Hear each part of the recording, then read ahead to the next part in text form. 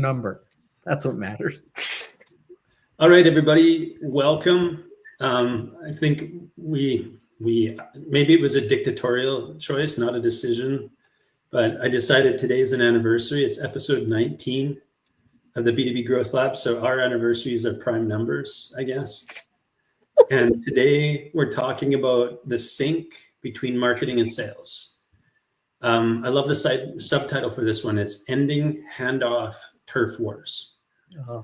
So we're discussing RevOps alignment, handoff systems, but most importantly, collaboration across your entire team, across your entire customer journey.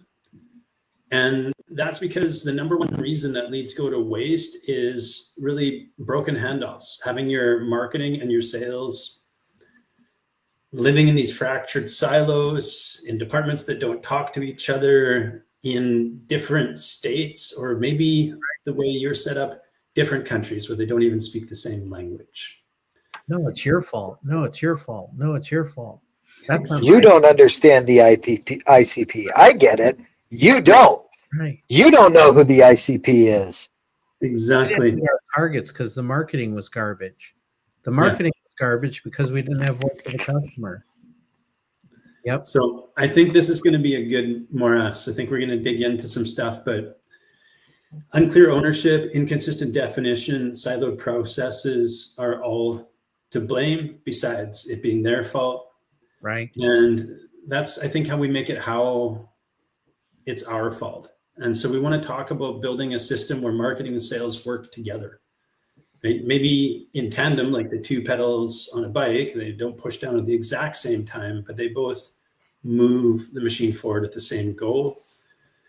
Clear expectations and dual accountability. I'm going to talk a little bit about the difference between market qualified and sales qualified leads and how they slip through the cracks. I think Rob is going to help us with how handoffs work and how to make it friction free between your team, how KPIs matter, and if you need to, how to bring in outsourced experts so that they support the system instead of cause chaos. So yeah, we're here to help you guys grow. We want operators to grow sustainably with systems that remove friction, build trust, and accelerate revenue. So where do you want to start, guys? Why don't we start with the friction in ICP definition? Because I think that is one of the biggest causes of this whole two-step that's going on, right? I think that one of the biggest problems is that sales has a picture of who their ICP is and marketing has a picture of who their ICP is. And I used to think that you could sort of remedy that through conversation, but I don't really believe that anymore. I think it comes down to the fact that those two teams are incentivized differently, and that fundamentally makes them see the world differently. And so I don't think that you can ever, through any form of, we just need to talk about it more. Like, I don't think that you can ever really bring those two together, having disparate incentive structures. I want to throw a little bit more fuel on that fire and then hand it over to Rob. Thanks. And just ask, what if that ICP is dictated to them from the powers that be above, who aren't ever talking to the customers that are moving through the pipeline? Do you think that affects it as well? Yes. And that's a terrible answer for a podcast, right? Yes. Good night, folks. Done. That's all, folks. You don't get voice of the customer from the CEO unless the CEO is out there meeting with the customers, right? Right. So sometimes they are, right? Sometimes the CEO is the handshaker out there talking with customers, hearing from their peer group as well as the consumer, right? So that it could be true. It could be accurate from that place some of the time. As the business gets bigger, though, maybe You got to go talk to, I would say the salespeople, yes, but I'm going to drag ops and field service into this too. Voice of the customer doesn't just come from the salespeople. They sell vaporware, right? They're like, who cares? Yeah, we'll invent that. Yeah, buy it, right? It costs this much. They do it all the time. But talk to field service and ops. They will tell you, well, here's what the customer complains about after sales leaves, right? Here's what they call us about, the kinds of problems, right? What they complain, feature requests, right? Like, oh, they want a better warranty. Oh, they need this. You really open-minded groundswell from the bottom up, right? Often facilitated by marketing. Synthesize that with what sales is telling you, biased as it is, and then you get a better picture. Got it. Yeah. Oh, come on, listen. More than you talk, right? The old like mouth to ear ratio, right? Yes. Yeah. Yeah. Well, and I think that, just adding fuel to that fire, Rob, I think you're spot on. And I would argue that it's not necessarily the job of the CEO to be intimately connected with the customer. I think that if we were to add that to the growing pile of jobs that the CEO has to do, I think that we would miss the whole point. The CEO is sort of like the brain of the organization in that they are meant to figure out the strategy. Where do I need to move my arms in order to get that cup moved across the desk? But the HR team, the operations, field services, sales, like they need to be aware of who their customer is. And I say their customer because their customer is not the same, right? Like you have different customers throughout an organization. And I tell people this all the time. I say, you don't have a singular customer. That has been a fiction this whole time. You have a customer ecosystem made up of payers who write checks, deciders who who choose to use your services, choose to hire you, and users who use your service. They actually interact with your product, right? And those roles can overlap. There can be hybrid roles, but more often than not in our growing, increasingly complex modern ecosystems and business models, that's not the case. And so, when you say the CEO needs to know the customer, well, which is it? When you say sales needs to know the customer, which is it? When you say product needs to know the customer, which is it? Well, product needs to know users, sales needs to know deciders, finance needs to know payers, right? The CEO needs to have a grounding in all three of those well enough that they can speak that language when they go give those divisions directives. But by and large, that's how organizations need to start thinking about it. And I think that the marketing team, bringing this back full circle, is especially grievous at this, because I think the marketing team focuses on the users over the deciders. And I think that they should focus on deciders over everyone else. Got it.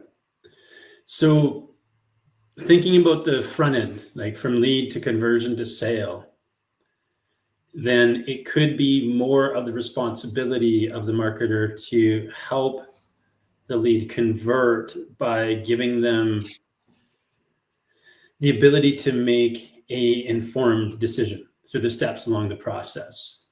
It does this. Yes, I need that. It does that. True. I'd like that. It doesn't do this. Oh, I'm glad I knew that before I said yes. And yeah, I agree with that. Go ahead. I was just going to say, like, that's something that I see missing sometimes in that siloed approach that we were talking about earlier, when we're just picking on the separation of it. And I guess one of the questions I have is how to make that transition, right? A lot of the people I deal with are still in that founder-led sales position where they kind of can still remember interacting with the leads, right, doing the follow-up, having the conversion, making those sales happen, and then being on the other side during the onboarding call, right? And so you get the people who are, again, founders there at the beginning, taking all those steps themselves. And then I guess, to both you, what do you suppose gets lost, and how does it get lost when they start to bring in other people to take over their roles so that they can become this CEO that we're describing? So I am going to throw this one to Rob after dropping this little idea that I have. It's bait and Because switch. Yes, exactly. No, I think Rob's got the better insight, to be quite honest, because I think that the biggest thing that's getting in the way of the CEO is trust. If they are in a founder-led sales organization and they want to expand, the biggest thing that's getting in their way is trust. If they're above a certain size, they've clearly shown, I've created a scalable, duplicable sales model and strategy. And now I just need to find someone who can take that and implement it further. Someone who's better at sales than I am, who can do things. And sometimes that takes a little bit of humility, but I think it all comes down to trusting that person, letting them execute on their plan with a certain amount of insight. But I'll let Rob take this, because I really do think that he's got a better insight here than me. Jacob, frame it up one more time. What's the question we're answering? I want to make sure I answer. I got an idea in my head, but I don't think it's the question we're asking.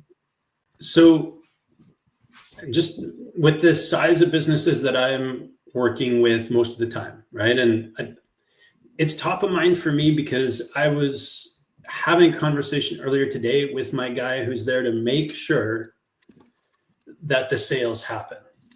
Right. He's on our team, but like, just because we deploy a system doesn't mean it works, right? Cars need driver education, so to speak. So it's top of mind because Mike and I were having this conversation earlier today, and guy's got 30 years in sales. So he gives me a lot of insight in some of these processes and where people get stuck.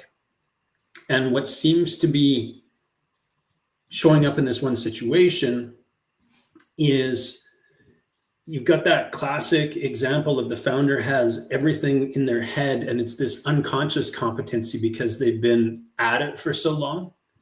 Mm-hmm. And they don't really think about how to get the people they're bringing on to do the thing they're no longer doing up to the level of doing it that they can themselves do it, because they learned it and they do it, but they've never had to teach it. And so I love this. I'm going to say this really quick and then I'll shut up, because Rob, I do want to hear what you have to say. I had someone say those who can't do teach, and that pisses me off because I think it's incredibly insulting. I think that there is a certain level of expertise and skill that comes in with teaching, and the opposite is also true. Those who do can't teach. And you have to be able to do both to really be dangerous in the world that we're entering. All right, I'll shut up. I think there's an enabling can-do middle piece to this. I don't need every awesome salesperson to become a sales trainer. No. But what I would love for that CEO to do, to be able to hand off confidently in a way that allows that person to go from tacit incompetence to informed incompetence, all the way up to informed conscious competence, right? And eventually get to where the CEO is, right? To climb that journey. I just want to document. I just want to say, what is the sales process I follow? What are the questions I ask to qualify somebody? At some point in this conversation, we're going to ask these questions, right? It's not hammering through them, but the conversation is not over. You haven't fully qualified them until you've answered these 10 questions, right? Just document SOP, document, and give people resources. Sometimes it's a pitch. Hey, this is the pitch. Then you have a choice. Is it thou shalt exactly as written, or is it make it your own a little bit, right? Like, but make sure you cover the key points and make it personal and real, right? So document, frame it up, implement, maintain accountability, do some ride-alongs, a little bit of governance, right? Like, make sure that they're living it the way that you want it to be lived, because no amount of resources or training is going to create, you're not trying to create a duplicate of yourself. You're trying to create another all-star who is a whole human being. So that's really well said. We were talking about music before we went live today, and it was a conversation about large bands, and it just, what you're saying, Rob, just reminded me of one of the best quotes I've ever heard on the subject, which is that music's actually the space between the notes, right? And I've studied jazz. I know what free jazz is. I know how hard it is to listen to, because there is no space between the notes. And I think that's one of the things in that, like, founder's brain. It is kind of free jazz because they've been living every role inside of the organization since day one, and waking up at 3 a.m. to put in their notebook and, like, who knows what. But after you start adding people to your team and hopefully mapping out processes, I noticed this a lot in the blueprinting phase, right? Like, our job is to install a nice, clean, automated customer journey to the best of our abilities. And when we're going through that and we have to kind of scrape it out of these founders sometimes, it's the question of, like, and then what? And then what? And then what of the customer journey?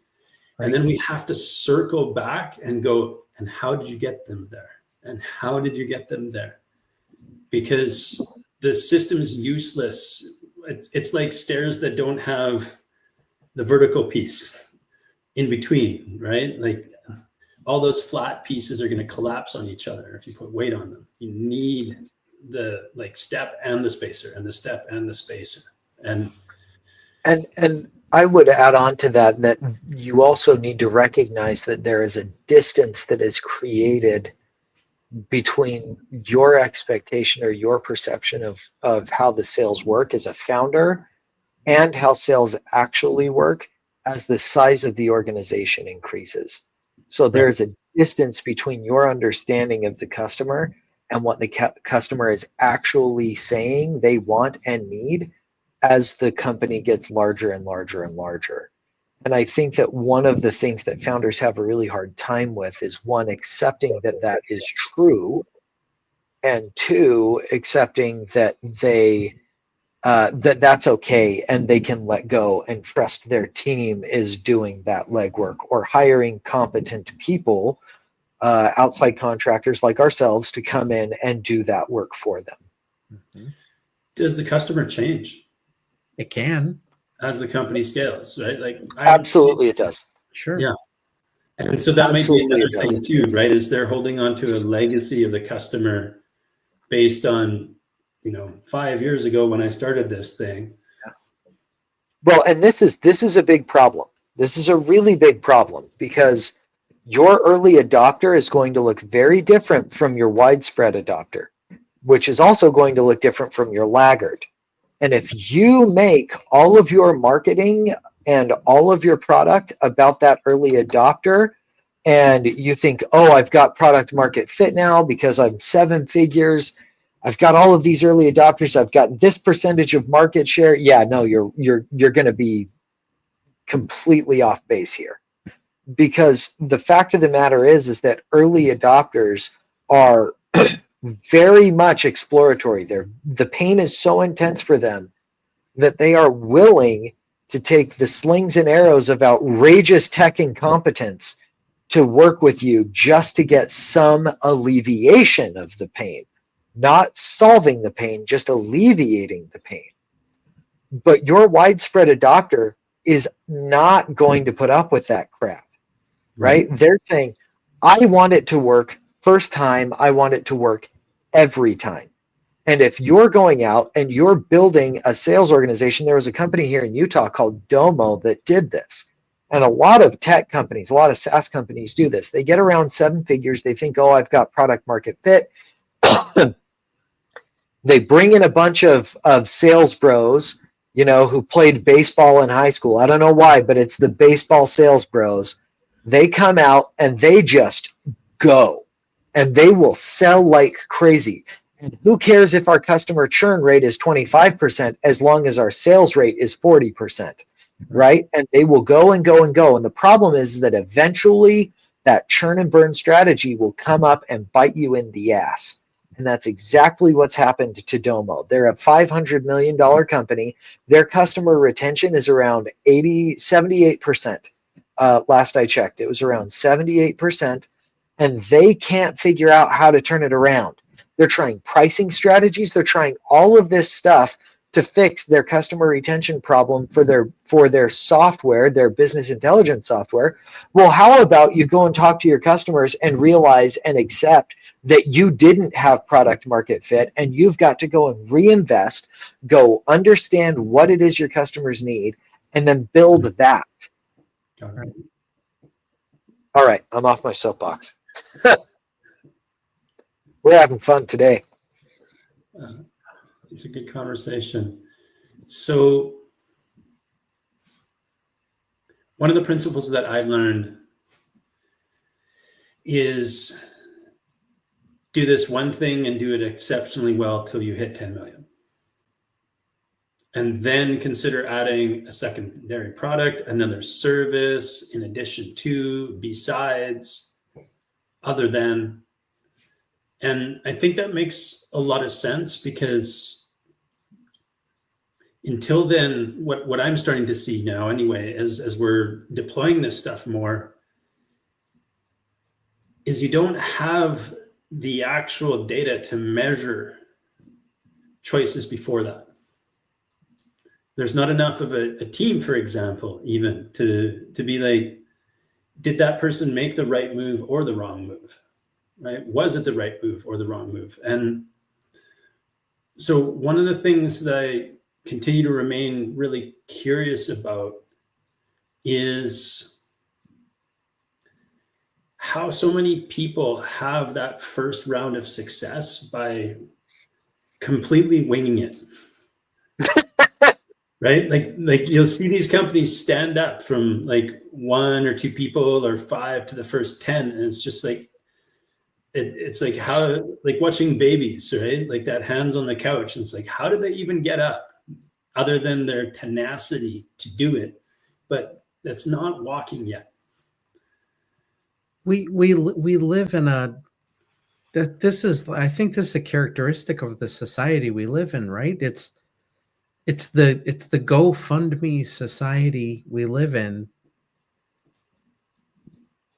fueling business, right? People are into placing get rich quick gambles, very risk tolerant at this point. They're buying cryptocurrencies, right?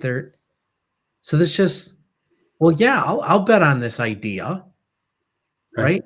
And they're not, to Jacob's point, and then to Zach's point, like critical thinking, smart enough. Do they know what they're buying? No, not really. Do they have market fit? They don't know what's a market fit, right? All they know is this is a hot, sexy thing, and I'm going to order it. I'm going to buy it. Yeah, right now. That's what I want, right? Like, I believe. And your amygdala fires the purchase, and yay, company's funded, right? Like, I think it's a social dynamic.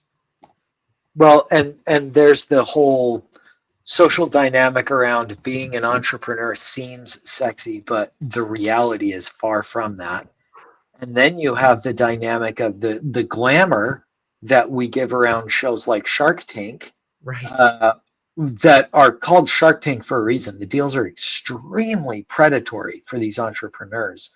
Like, just for being on the show, you have to give them a certain percentage of all sales that you make for a certain time frame, because I think it might even be in perpetuity, just because you appeared on the show and you got the Shark Tank bump, right? Like, and you have people who are saying, oh, I just need to come up with a great idea so that I can be on Shark Tank, so that I can get rich. Like, that's not how you do entrepreneurship. You see a problem, you see a market that you really care about, and you solve the problem for human beings. Capitalism is the privilege of serving other people in exchange for their money. That's right. which is the opposite of what I see on the scroll. Right.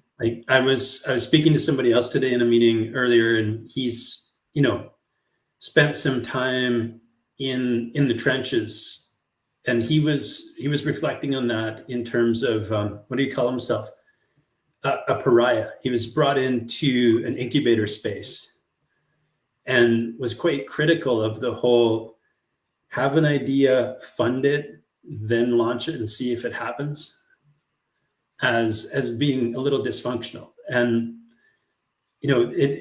when you said Shark Tank, I don't know why it reminded me of this, but one of the most profitable businesses I've heard of, which I don't think it matters that it's located in Vegas, but these guys had this empty piece of warehouse, and I don't know who the genius was, but they built 2 private jet cabins, which you can rent at an hourly rate, so you can get in there and take pictures of yourself because it looks like you're on a private jet, which really kind of fits that, like, I have an idea, let's fund it, and then maybe we'll fix it when we launch, if we do.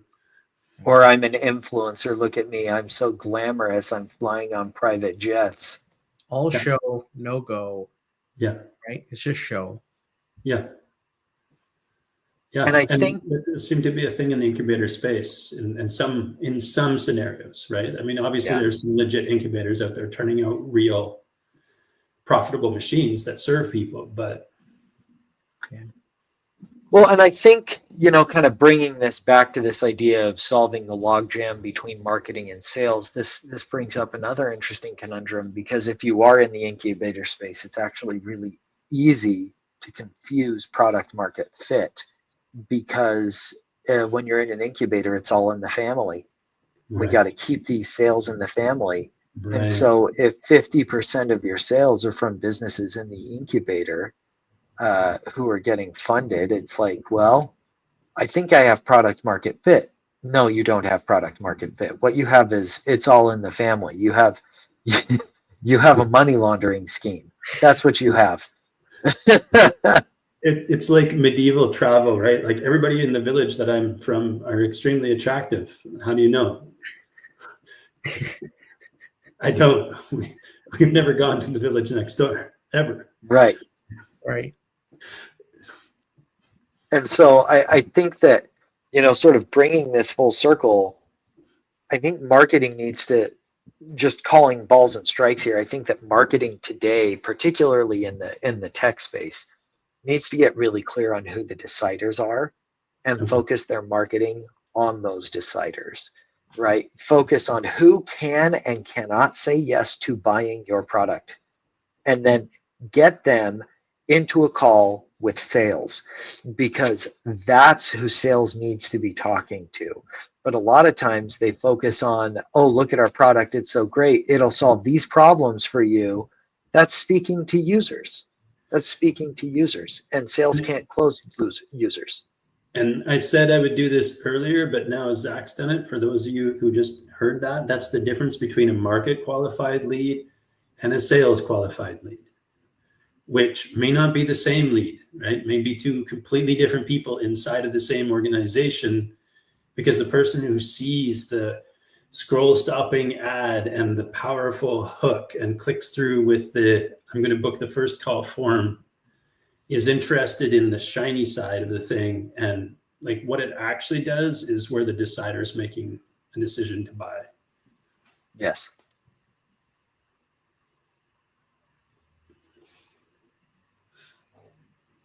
And I think that we see this all over the place. Mm-hmm. But the businesses that do this the most successfully, honestly, do really, really well. Look at the advertising that Disney does for their theme parks. Disney never advertises for kids on those theme parks. You are always watching that ad through the eyes of a parent, because Absolutely. the mom says, we're going to Disneyland. Which, for the sake of, if people don't know how to tell the difference, is the exact opposite of how cereal is marketed, which gets the kids to go directly to nagging their parents to buying it for them. Right. Right. Right. Yeah. No, Just that's great. Zach. diagnose the content of the Disney commercial. You don't even have to look at like camera position and reverse engineer the thing.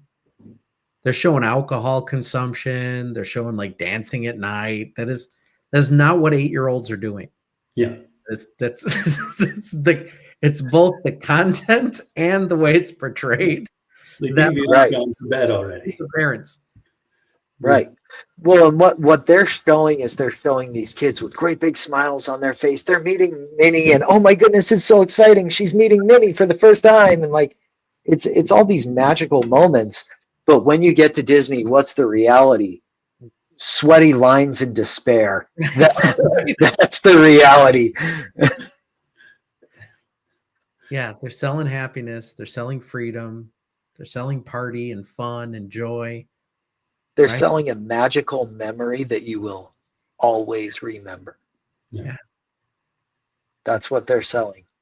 And that's a job that is, you're competing with your trip to the Grand Canyon. You're competing with over the river and through the woods to grandmother's house we go. You're competing with, even just doing a staycation at home. You're competing with a trip to the lake. Like Disneyland is competing with a lot of different alternatives, and they're very smart and they get that. And so what did they do? They focus on, I need to focus on creating a magical experience and featuring it through the eyes of the mom, because the mom is the decider on family vacations. The mom is the decider. And so I think that a lot of marketing companies, but marketing teams, particularly in tech, need to understand that, and they need to focus on that better. Who is the decider? Who's the person who actually says yes? Because that's who you need to convince to use your product or service, or to say yes, to download your thing, to pay for your cloud software, whatever it is.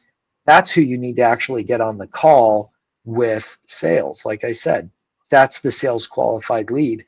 And it's only sales qualified leads that turn into revenue.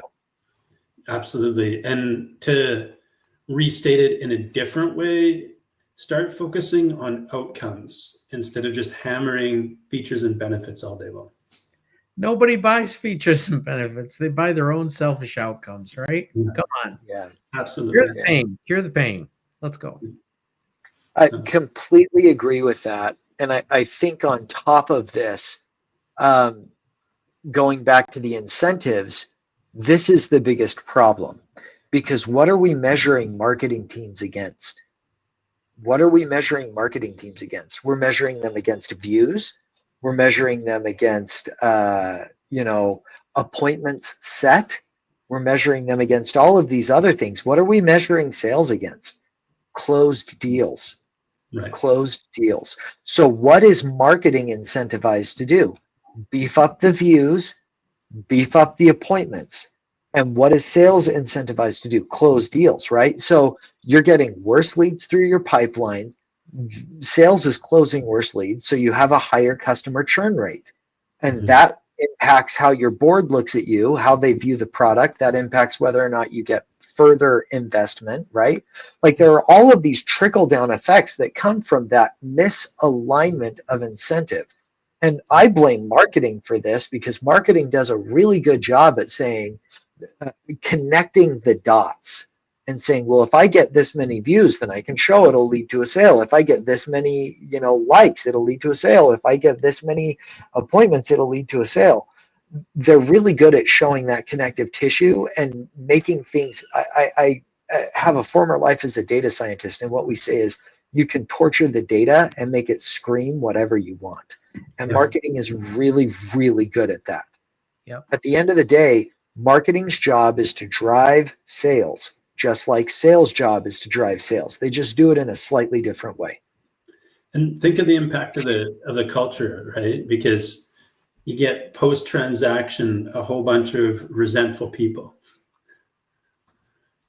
right? Who then feed that back to your customer service at bare minimum. If you don't have customer success built in, but just basic customer service, it has all that blowback on you. And again, it trickles down through the entire organization, which can't be great for the culture. So let's Zach's point about shared incentives. Yeah.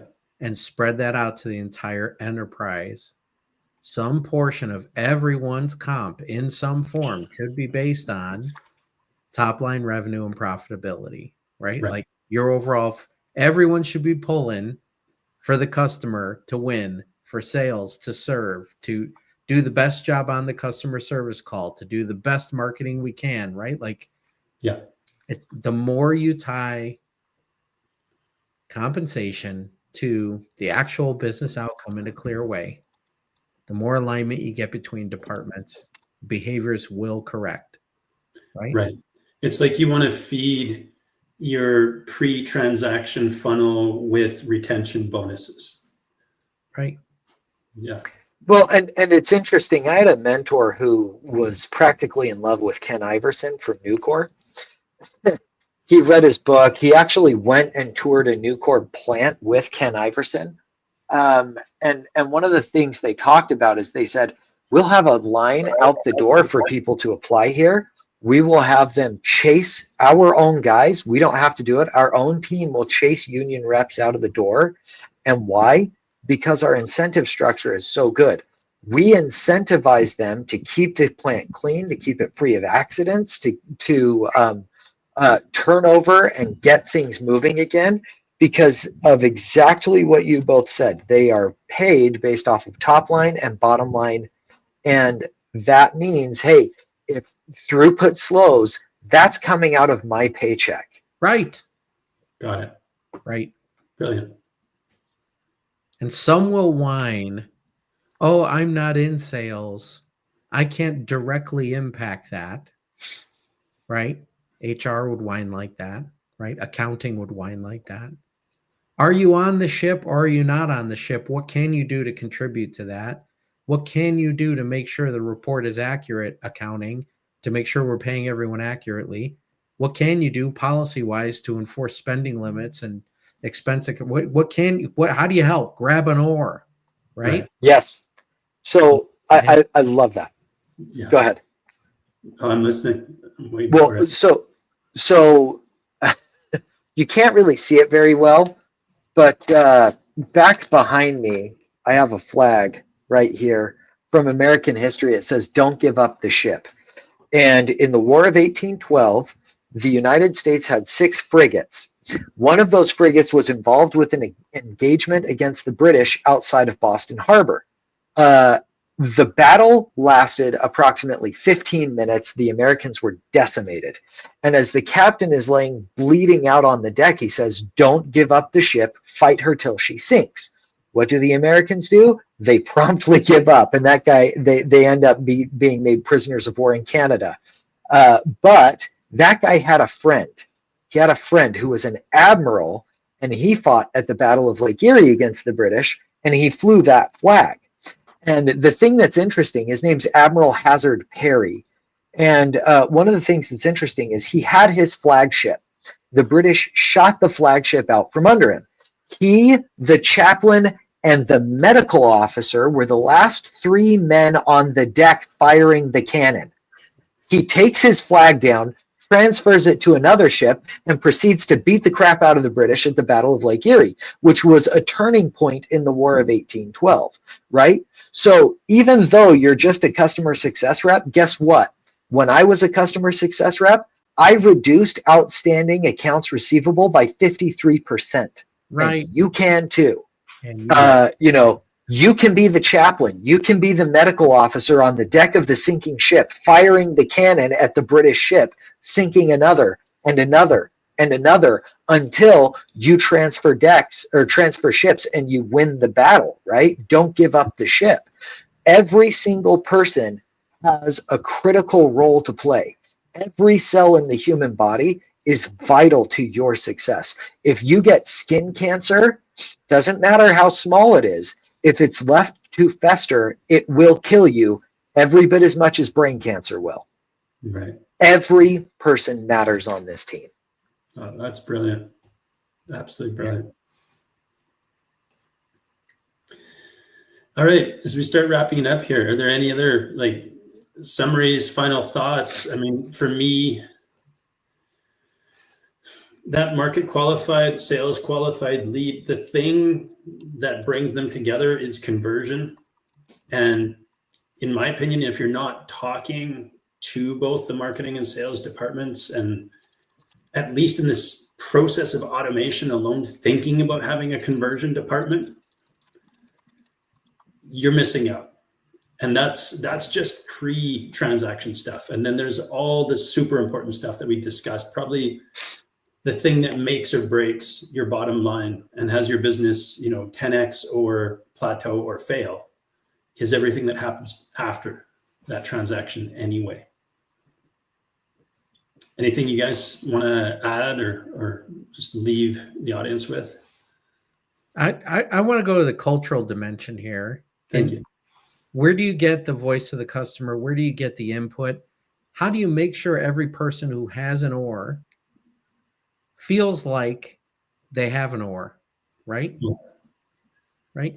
So if someone who looks remarkably like me puts on the community board that you might want to look in the pricing, it might be out of whack. I did a feature by feature comparison between your product and the nearest competitor, and we're short 4 key benefits, 4 key performance factors that are relevant to our target customer, yet we're priced at a 25% premium. Maybe we don't, maybe that has something to do with what's going on with sales and relative market share. Right. And I was told you need to be really careful about what you say in that way because people in marketing could get offended. Right. And you weren't working at Rolex. The question is, do you want a culture that protects marketing's feelings? Yeah. Or do you want the dang revenue? Right? Right. Because the good answer doesn't always come from the person you think it will. People have unique perspectives. Let them feel like they have an OR. Create a culture of openness where ideas are honored. I'm not saying you got to believe that comment, but take it in, say thank you, go validate it, answer it, right? Hey, you were on to something. Hey, we checked it out. We actually do have that right to win in that way at that price, right? Like, we're premium. That's our position, right? Like, okay, but don't create a culture of, well, you can't say that because marketing's feelings might get hurt, or sales is too sensitive. You can't challenge them back. What about the customer's feelings in that conversation? Right. Yeah, absolutely. I could just say amen to all of that. I think that is spot on. I think that one of the things that we often do is we pay lip service to the vision of the company. And I think that the vision of the company should be helping as many people as possible solve the problem that you solve for them. Right. Do you happen to get rich in the process? Yes. But for many, many founders, I've observed that the money often gets in the way of the vision. And you need to have a balance there, right? You don't want to give it away. It's okay to get rich in this process, right? Right. But I do think that many founders jettison caring about the customer after a while.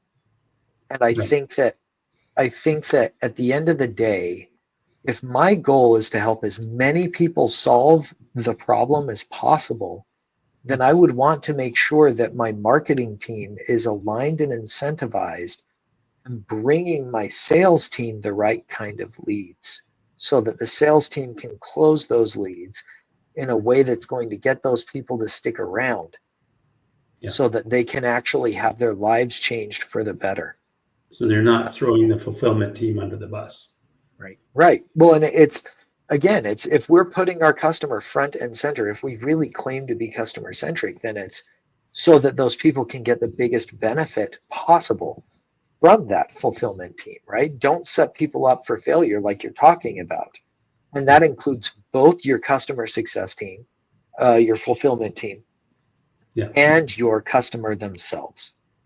And that's what I would leave with is incentivize your marketing team and align those incentives with sales and align those incentives with fulfillment so that it is really that your team is fundamentally from the ground up incentivized to solve a big problem for your customer and do it in a way that makes them outrageously happy.